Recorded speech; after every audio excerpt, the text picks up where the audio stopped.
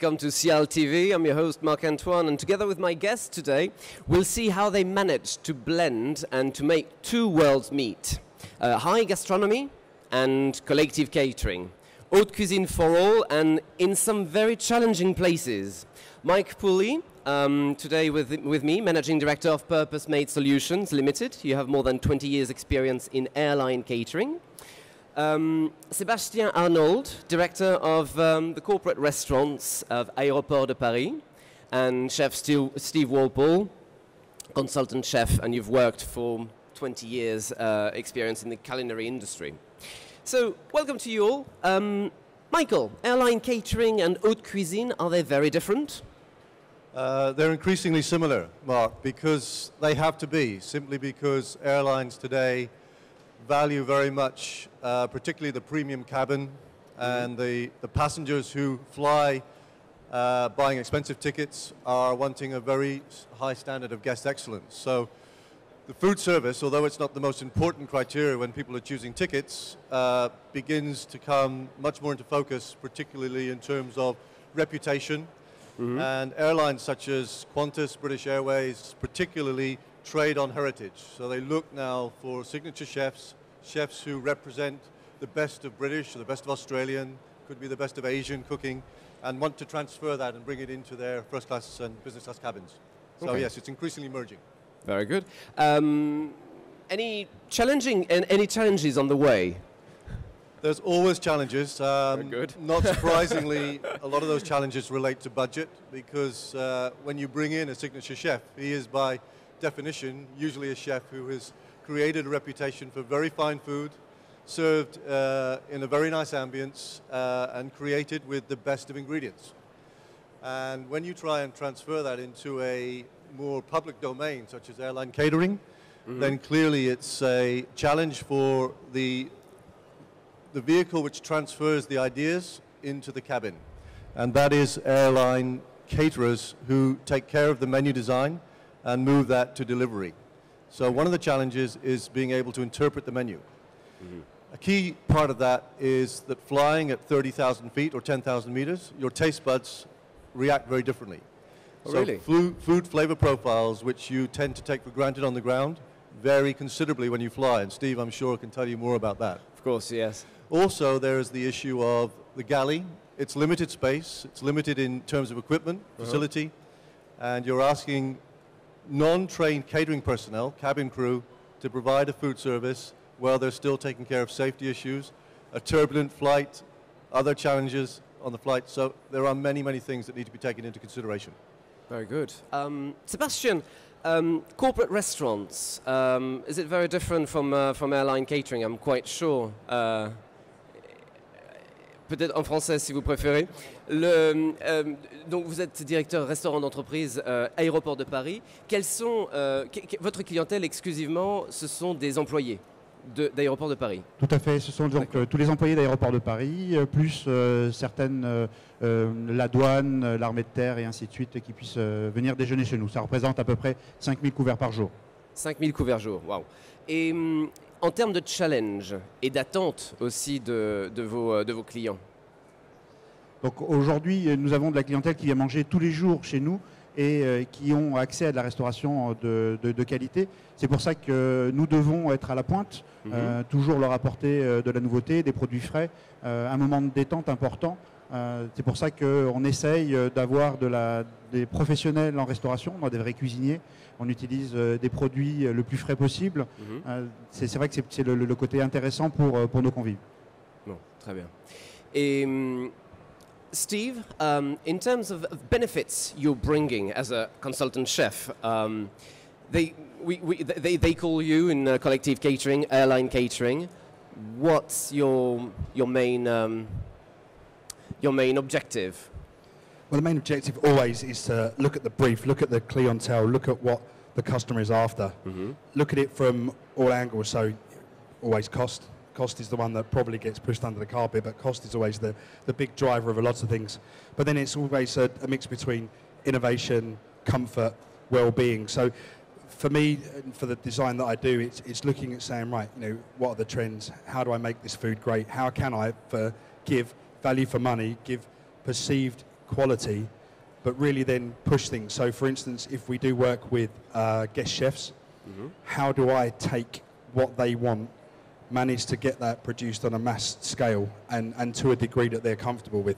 Because you can imagine the larger the scale, the harder it is to sometimes keep that in its perfect state as how that chef wants it. So it's a bit of a magic sort of trick, really, I would say. It's something that, you know, if you've got the right quality ingredients, Sebastian said, if you've got then, you know, a caterer that wants to be known for doing that, or a quality product, then it's very easy for us to work our magic in regards of making that something special that fits that brief and really, you know, brings the food to life. And Sebastian, do you need consultant chefs? Est-ce que vous avez besoin de chefs extérieurs pour former vos équipes?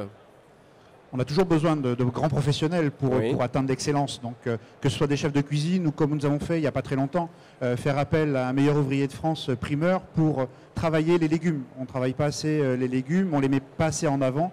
Donc on a fait appel au meilleur ouvrier de France primeur pour former nos équipes à travailler les légumes oubliés, à les mettre en avant, aussi bien dans les entrées que dans les plats. Donc oui, on a toujours besoin de grands professionnels. Mike, as a signature chef in your company, what's the benefit for your premium class and the economy class of the signature chef? I think there's a clear benefit in terms of PR. If an airline which is promoting its general cabin product and moving towards, as I say, more of almost a hotel experience in the sky, then logically you've got to put a lot of emphasis on the menu. Yes. So trading in the consultancy chef market really has become a key part of an in-flight department's remit now.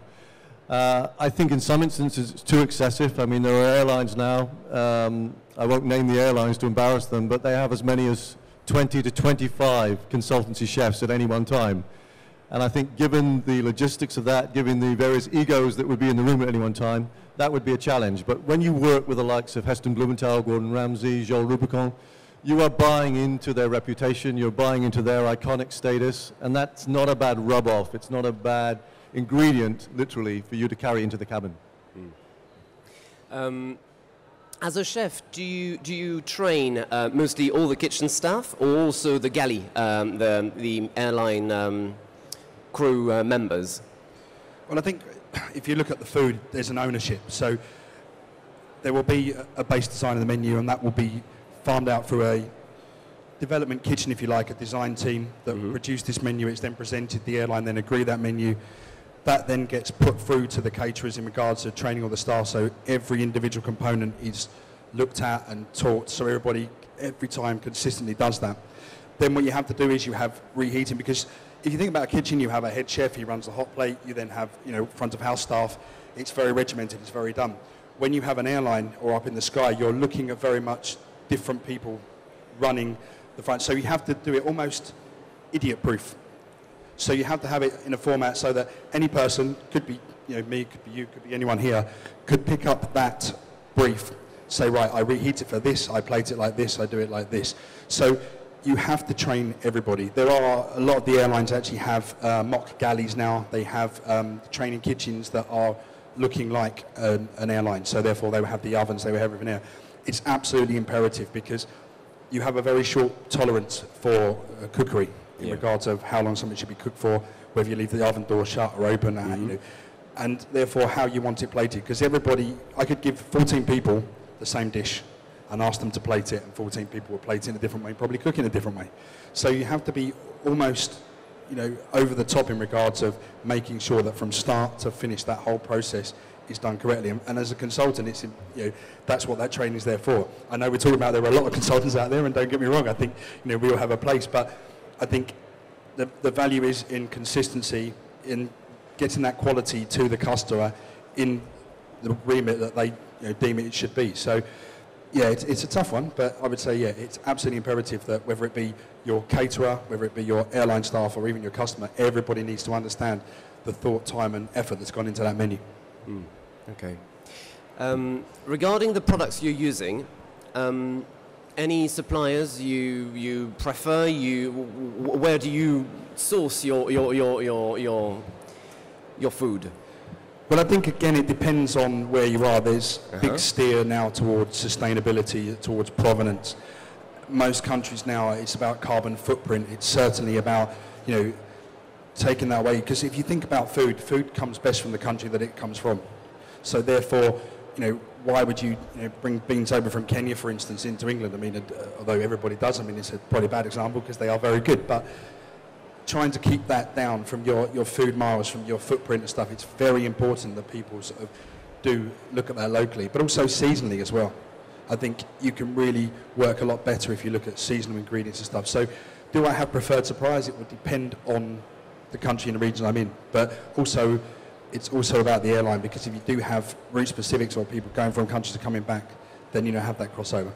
I think what has happened now, because there is that emphasis on heritage and provenance, a lot of suppliers who not previously would have got a look in, flying on the major national carriers, are now getting access because of this focus on better quality farm to fork process and development. So, going with the season, locally sourced vegetables, food. Sébastien, vous aussi vous suivez les saisons bien évidemment, vous avez vos producteurs et consultants qui viennent pour des légumes locaux. Est-ce que vous adaptez aussi en fonction des festivités, par exemple, dans l'année? Oui, bien sûr.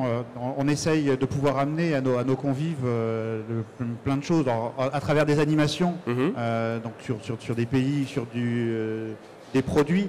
Mais c'est vrai qu'on a une animation phare qui plaît toujours aux agents aéroports de Paris, qui est notre repas de Noël, qui est un repas important où on arrive à mettre de la grande cuisine à la restauration de collectivité. C'est-à-dire qu'on a travaillé avec le grand chef chocolatier de chez Valrhona, par exemple, pour notre repas de l'année dernière, où nous avons travaillé sur les sphères de chocolat, donc surprise, où nous passions en salle pour verser du chocolat chaud dessus, pour découvrir ce qu'il y avait à l'intérieur. Donc ce sont des codes de la grande gastronomie, les codes qu'on a pu découvrir chez les grands chefs et qu'on a pu faire, donc ce que je disais, pour 5000 personnes. Donc on est assez fiers d'avoir fait verser une petite larme au grand chef chocolatier de chez Valrhona pour ce type d'événement. Donc on essaye d'amener ce type de choses, faire découvrir les produits, faire découvrir tous les process du style cuisson basse température ou les cuissons sous vide, qui sont les modes de cuisson qu'on peut utiliser maintenant pour le plus grand nombre et qui apportent une texture, qui refont découvrir les goûts. Et j'allais dire, c'est qu'une remise à niveau de ce que l'on fait, puisqu'on retrouve les plats de grand-mère qui cuisent pendant très longtemps sur le coin du feu. Et ben, grâce à ça, on peut allier les règles d'hygiène qui sont maintenant assez draconiennes et la bonne cuisine. Oh, très bien. Probably a question for the three of you. When do you think we will have rewards or labels for collective catering, airline catering? Mike? I missed the top of the question. Can you say? When will we have rewards or labels for airline catering, collective catering? Rewards as in achievements? Yeah, achievements. Do you think it will come in the future years? Well, I think, again, there's a lot more interest because we use the internet and we look at references like Skytrax and other media-friendly information sites. It's becoming increasingly important for an airline to be featured, and it's becoming increasingly important to consider all the work and effort that's gone into development. So yes, I would hope that we'll see a slightly better opinion of airline food in the future. Let's leave it at that. Well, certainly with your intervention today, I do hope we've changed a little bit minds. Steve, in terms of I won't say labels, but do you have any preference, or do you use any labeled, for example, organic, of course, which is a label? Do you have any food labeled?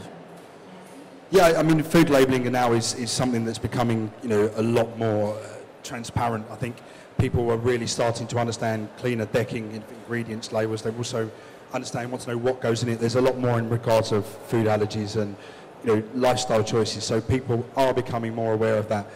I think sometimes food labelling goes with trends. Organic has dipped in and dipped out. Certainly in regards of sustainability and provenance and the food ethics, they are really, really popular. So with the labelling, I think again, it's down to looking at your customer profiles and what people want, but certainly now people are really more perceptive to the fact that, you know, where is my food coming from, what is my food, and, you know, how is that being made. So I think it's majorly important. I think people should actually promote that more. One comment on that, there is an airline which I'll name, which is Swiss International, who have recently, working with a German scientist, have come up with what is the beginnings of a completely allergen-free airline menu. Wow. And they're driving, I would say, innovation into making sure that anybody who's flying who might be susceptible, we all know about nut allergies, we know about gluten-free, they're taking it a lot further than that. It's a challenge for them because of the difficulties of obviously sourcing the products and maintaining the credibility of them, but that's a goal. Fantastic. That's huge. Yes. Because there's 14 main allergens. I mean, to try and avoid all of them, that's no mean feat. That's amazing.